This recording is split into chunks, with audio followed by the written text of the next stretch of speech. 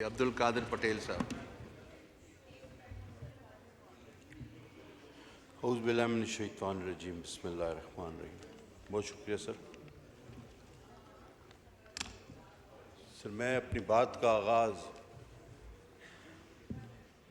नवाबज़ादा Nasrallah Khan साहब के इस शेर से करूँगा। कब अश्क बहाने से कटी है शबे हिजरां, कब कोई बला सिर्फ दुआओं से टली है। सर मैं 100% चाहता था कि मैं के बाद अपने भाई कश्मीर भी है। साहिबजादा की बातों को एंडोर्स करूं। मैं तो चाह रहा था कि 100% उसको एंडोर्स करूं, लेकिन उनके जो इख्तितामी कलमात थे उसके बाद मैं कहता हूं कि मैं 80% में अपने भाई की बातों को एंडोर्स करता हूं। 20% में तस्हीह की गुंजाइश है। सर फ़लस्तीन हम बचपन से हर जुम्मे में आज़ाद कराते हैं, हर ईद के दिन आज़ाद कराते हैं और अब बूढ़े हो रहे हैं ये। और सर आप यकीन करें कि 80 लाख यहूदी हैं और 80 लाख तो हमारे पास उलमाए दीन है जिनकी दुआ कबूल नहीं हो रही। यानी जितने वो कुल टोटल हैं उतने तो हमारे पास उलमा हैं जिनकी दुआ कबूल नहीं हो रही। उससे ज्यादा होंगे हमारे पास 25 करोड़ में, लेकिन अगर कमो बेश कर लिया जाए तो इतने तो होंगे। सर बात हुई, आप नजमुद्दीन अरबकान ने एक बड़ी खूबसूरत बात की। उसने कहा कि हम 1.5 अरब मुसलमान अभी भी अबाबिलों का इंतजार कर रहे हैं कि वो आएंगी और उनको मारेंगी, और कसम खुदा की अगर अबाबिलें आ भी गई तो वो उनको नहीं, पत्थर हमें मारेंगी कि तुम लोगों का ये हाल है। जनाब आली बात की कश्मीर और फलस्तीन की, और मैं हरगिज ये नहीं कहूंगा कि मैं टोटली जो है नॉन पॉलिटिकल रहूं। मैं क्लियर बता रहा हूं कि जो फैक्ट्स होंगे मैं उन पे बात करूंगा, फिर वो चाहे आपको पॉलिटिकल लगे चाहे आपको नॉन पॉलिटिकल लगे। दिलो जान से हम चाहते हैं और समझते हैं, बखुदा मैं कलमा पढ़ के कह सकता हूं कि मुझे हमेशा ये ख्याल आता है कि हम गुनाहगार तो वैसे ही रोजे क़यामत मारे जाएंगे, अल्लाह माफ करने वाला है, लेकिन इस गुनाह से, इससे कैसे माफी मांगेंगे जो हम रोज टीवी पे देख रहे हैं। इसका क्या जवाब हमारे पास होगा, क्या माफी मिलेगी, ये हर रोज हर वक्त ख्याल आता है। लेकिन एक बेबसी है, एक बेहिस्सी है। आज आपको साहिबजादा साहब इस ऐवान की तारीख भी आपको मैं बता दूं। 3 बार एक ऐसी चीज हुई है कि जिसकी मिसाल कभी मिलती नहीं। वो कौन सी 3 ऐसी चीजें हैं? सर एक, इस हाउस में इस्राइल के हक में तकरीर हुई है और कहा गया कि उसे तस्लीम करो। आप रिकॉर्ड उठा के देख लें वो किस जमात और किस रुकन ने की, और उस जमात ने अपने उस रुकन की कोई बाज पुर्स नहीं की, कोई एक्सप्लेनेशन उसको नहीं दिया, ना उसको कोई सस्पेंड किया, ना उस पर कोई कार्रवाई की। That means that was matter of policy. इस हाउस में आप कहेंगे कि वो कौन? अस्मा हदीद साहिबा पिछली असेंबली में हमारे साथ थी। उन्होंने यहां खड़े होकर तकरीर कहा कि भाई तुम लोगों को मसला क्या है, अपोजिशन वालों को। हम अपोजिशन में थे, हम अपोजिशन में थे। उन्होंने कहा रिकॉर्ड मौजूद है, रिकॉर्ड मौजूद है, आप उठा के देख लेना, रिकॉर्ड मौजूद है। आप रिकॉर्ड उठा के देखें। अस्मा हदीद साहिबा ने कहा कि तुम लोगों को मसला क्या है, इसराइल को तस्लीम नहीं करते, और साथ साथ ये भी कहा रिकॉर्ड पे उन्होंने कहा कि जब हम दुरूद बेचते हैं नऊज़-बिल्लाह तो उन पे भी बेचते हैं, तो जब दुरूद बेचते हो तो उनको तस्लीम करो। लफ्ज ब लफ्ज मुझे याद है। अच्छा, अब दूसरी एक अनोखी बात आपको बताऊं। अच्छा, एक ही जमात है कि जिसने किसी यहूदी के लिए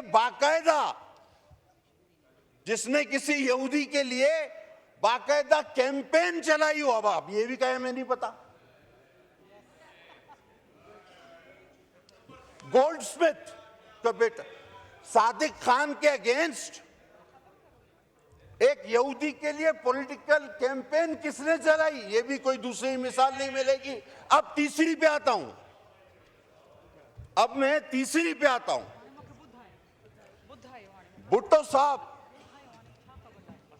भुट्टो साहब जब गिरफ्तार हुए तो पूरी इस्लामी दुनिया के सरबराह उन्हें मांग रहे थे और कह रहे थे इसको फांसी मत देना, यासिर अरफात समेत। और एक अनोखी बात है कि आज इस्राइल और अमेरिका और खासकर इस्राइल के लेजिस्लेटर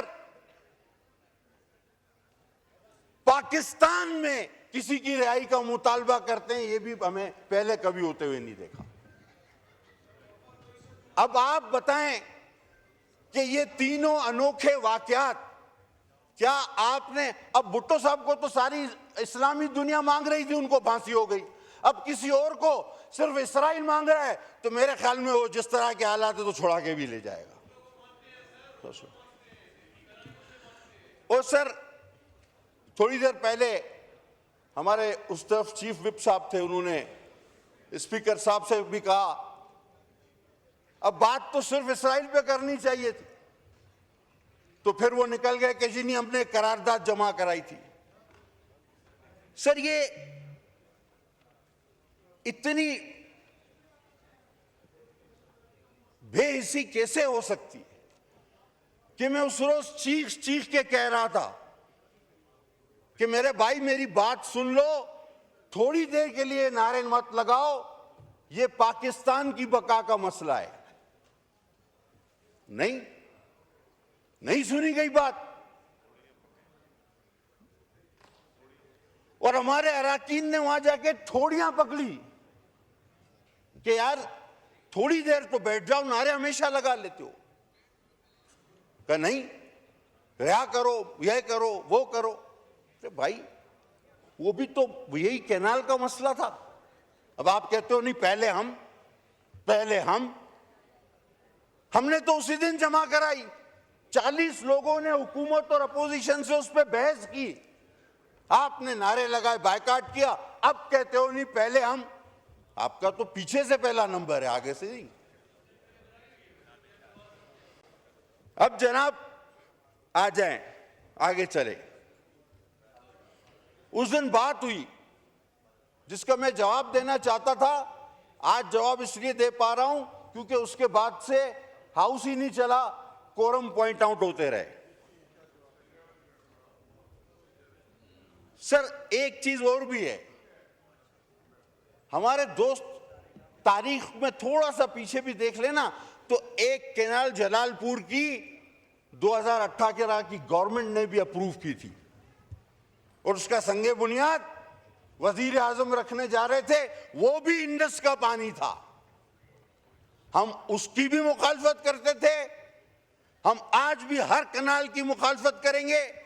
और मुझे बड़ा अफसोस हुआ कि सर, ये जो वजीर आजम के बाद सबसे अहम कुर्सी होती है, इस कुर्सी के कुछ सर अपने भी फराइज होते हैं, कुछ उसकी इज्जत रखनी होती है।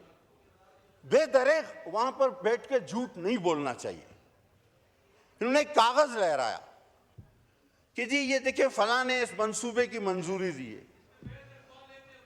अभी इनको इतना अकल नहीं, इतनी समझ नहीं, इतना इल्म नहीं कि वो मंजूरी का फोरम ही नहीं, और उनके जो ख्यालात थे, जो उनका तासुरात थे, जो उनका फैसला था वो उन्होंने आपके सामने मुश्तरका इजलास में सबके सामने बयान कर दिया कि जो कि बिल्कुल ये था कि नो नो नेवर। लेकिन चूंकि सियासी पॉइंट स्कोरिंग करनी है और उस दिन कहा गया कि जनाब एक गैर आईनी तरीके से 9 तारीख को एक हुकूमत को खत्म किया गया। मुझे आप ये आइन कॉन्स्टिट्यूशन आपके पास पढ़ा है, मुझे आप नो कॉन्फिडेंस पढ़ के सुना दें, अभी सबको पता चल जाएगा कि that was the only constitutional no confidence only. तो फलस्तीन पे तो मैंने बात की तो आपने उसके हक में तकरीरें की हैं, इसीलिए तो उठ के चले गए थे आप। अभी आ रहा हूं फलस्तीन पे, अभी दोबारा आता हूं फलस्तीन पे, थोड़ा हौसला रखो जनाब। इन्होंने ये कहा नो क्रॉस टॉक, अब चेयर को एड्रेस करें प्लीज। सर अब उनका दवाई का टाइम हो गया तो मैं क्या करूं। सर बात यह है कि जिस दिन सलामती कौंसिल की मीटिंग हो रही थी तो राय फरार इख्तियार की गई। अब उसकी असल वजह क्या थी मैं उसमें भी आता हूं। लोगों ने कहा जी इसको नहीं बुलाया, उसको नहीं बुलाया, इसको नहीं बुलाया, ये बात नहीं थी। बात असल में ये थी कि जिस तरह की तकारीर वहां से होती हैं तो वो तो यहां खुद आके बैठे हुए थे, तो उसके सामने कौन बात करेगा। उसके सामने हिम्मत ही नहीं थी बात करने की। वो जो यहां बैठे थे 3 लोग, उनके सामने हिम्मत नहीं थी। रात तक आपस में ये होता रहा कि तुम बोलो, बाद में कहा जाते ही नहीं, बाइकाट का बहाना बना लेते हैं। इसके सामने बात कौन करेगा, इनके सामने तो हिम्मत ही नहीं। अब पीठ पीछे बात जितनी चाहे करा लो। वो मौजूद थे तो आप बात करते ना कि जी ये डी चौक पे भी नहीं आने देते, ये रात को उठा लेते हैं, ये डालों में ले जाते हैं। वो मौजूद थे, हिम्मत नहीं थी ना, मान लो हिम्मत नहीं थी। और कहा जी कि बाजवा के जरिए आपने जो है वो एक करारदाद, यार आपने तो हाजिरी भी कर्नल के जरिए लगवाई है सहवान में। ना कर सकता है कोई कसम खाएगा मेरा भाई, कोई दुरूद पड़ेगा कि बात गलत है। यहां तो हाजिरी भी कर्नल के जरिए, कोरम भी कर्नल के जरिए, बजट भी कर्नल के जरिए, इस पे भी तो दुरूद पड़े, कसम खाए ना आप। और फिर कहा गया अचकजई साहब के लिए और अख्तर मेंगल के लिए कि जी देखिए इनके साथ बड़ा जुल्म। तो क्या पीडीएम का हिस्सा नहीं थे अचकजई साहब और मेंगल साहब? क्या उस नो कॉन्फिडेंस का हिस्सा नहीं थे अचकजई साहब और मेंगल साहब? वो भी तो इसी का हिस्सा थे। तो यानी कड़वा कड़वा थू थू, मीठा मीठा हप हप, जो आज आपके साथ आपको सूट करे वो ठीक है, जो नहीं करे वो गलत है। और सर वो हुकूमत क्यों बनी थी? वो जो तकरीर थी फलस्तीन की, that was a policy statement, वरना उस पर बहुत बड़ा रिएक्शन आना चाहिए था। 4-5 काम होने थे उस हुकूमत में जिसमें हमें अल्लाह ने बचा लिया। 2 तो हो गए। अब साहिबजादा साहब ने कहा फलस्तीन और कश्मीर में तवज्जो चाहूंगा आपकी। कश्मीर कब गया मुझे बताएं। दैट वाज अ एजेंडा, लाया ही इसलिए गया था, आए ही इसीलिए थे, आरटीएस बंद ही इसीलिए हुए थे। कश्मीर गया, यहूद के हक में तकरीरें शुरू हो गई, सीपेक रोलबैक हुआ, मईशत का पट्टा बिठाया गया। खुद आपका वजीर खजाना कहता है हमने कहा कि जी आपने 60-70 सालों में जितना पाकिस्तान ने कर्जा नहीं लिया था आपने 4 साल में ले लिया। कहता है नहीं उतना 100% नहीं लिया, उसका 76% लिया है। खुद एतराफ करता है। अजीब आदमी है। हम कहते हैं तुमने 100 बंदे मारे, कहता नहीं मैं बेगुनाह हूं, मैंने तो 76 मारे हैं। तो यही वाली मिसाल हो गई। आप हुकूमतें जर्नलों के जरिए चलाते रहे। फैज साहब आज किधर है बेचारा, पता नहीं वो आपकी वजह से बंद है या तुम लोग उसकी वजह से बंद हो, वो खुद परेशान है। और जो मुक्का आप ही के एक दोस्त ने कहा था लड़ाई के बाद, याद है ना साहब, तो अपने ही मुंह पे मार लेना चाहिए। ये सलामती काउंसिल में आके बात करनी चाहिए थी आपको, सारी बात। और जब इस्राइल के हक में तकरीरें हुई, इंडिया हमसे चला गया, और ये कब हुआ याद करो। आज आप बात कर रहे हो सीपेक रोल बैक हुआ। अब खुदा ने हमें बचाना था कि हम बैंक करप्ट होते आपके इन कर्जों की वजह से, और अल्लाह ना करता कि हमारा एटमी ताकत भी हमसे सरेंडर हो जाती। ये आपका एजेंडा था जिसके बीच में हम हायल हुए। हमने अपना पॉलिटिकल गेन जो था वो वेस्ट किया। हकीकत है, हम सियासी तौर पे आपके 4 साल का वो सारा गंद कचरा अपने सर पे उठा के घूमे, हम उसमें हमारा ग्राफ गिरा, ये हकीकत है। लेकिन हम ना करते तो आप इंडिया दे चुके थे, इसराइल के हक में तकरीरें आप कर चुके थे, सीपेक आप रोल बैक कर चुके थे, बाकी रह गया था एटम बम और एक आध एजेंडा आपका और टाइम टाइम फिश, वो हम नहीं होने देते। इसी की हमने कीमत अदा की। तो जनाब, आखिर में देखिए, वफादारियां जो होती है ना, आप कहते हैं ओआईसी महातिर मोहम्मद ने बुलाई थी।